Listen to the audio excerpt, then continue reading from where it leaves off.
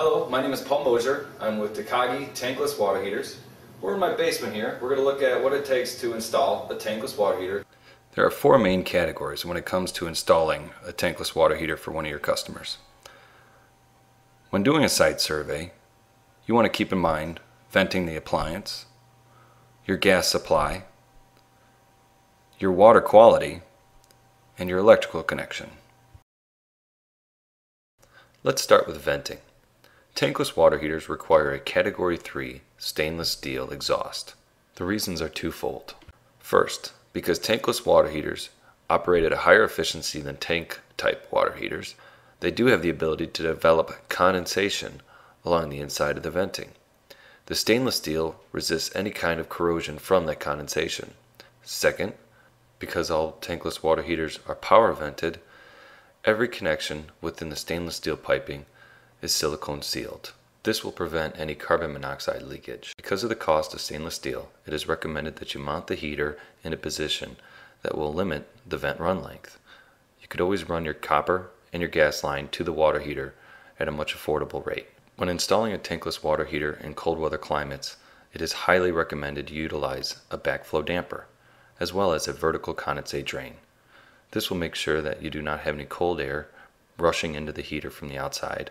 Also, you will expel all your condensation properly and away from the heater. Many venting manufacturers, such as this one shown, produce a combination unit that will provide for both. When terminating your venting, please follow manufacturer's instructions in regards to open windows and doors, air intakes for other appliance, clearances to snow lines, and adjacent buildings. Because venting has a limited adjustability, it is recommended that you install your venting first and then mount the heater to meet up with your venting. The next step in the process is the gas supply. When doing your site survey, please locate the entrance of the gas supply line from the meter into the home. Follow all accordances with the National Fuel Gas Code and all manufacturers' recommendations. In this instance, we have a 199,000 BTU tankless water heater being installed. Already installed in the home is a 110,000 BTU furnace, a 35,000 BTU tank-type water heater, a combination oven stove, a fireplace starter, and a dryer.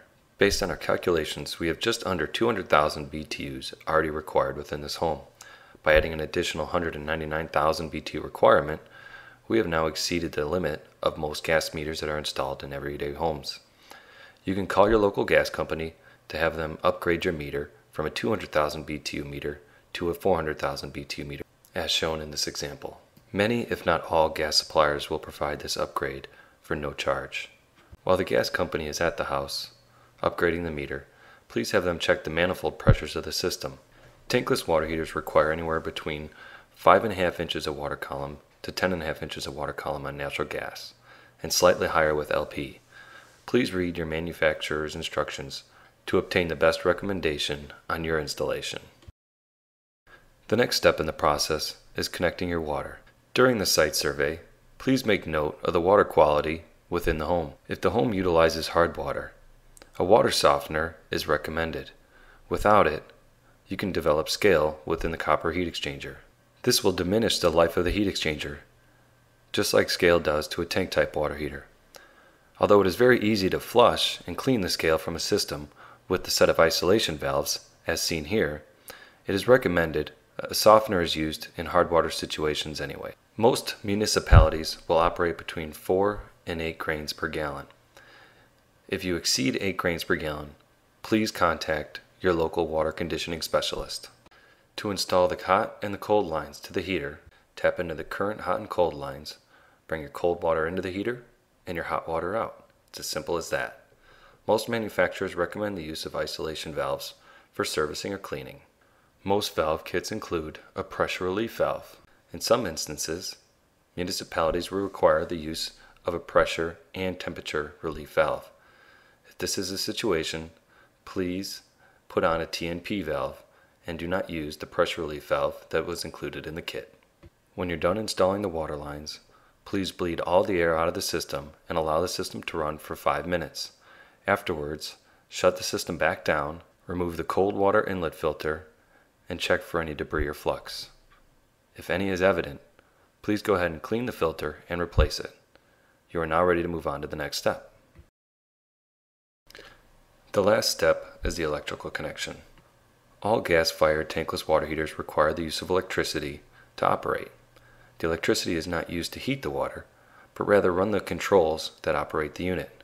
For example, the fan, the board, the spark igniter, etc.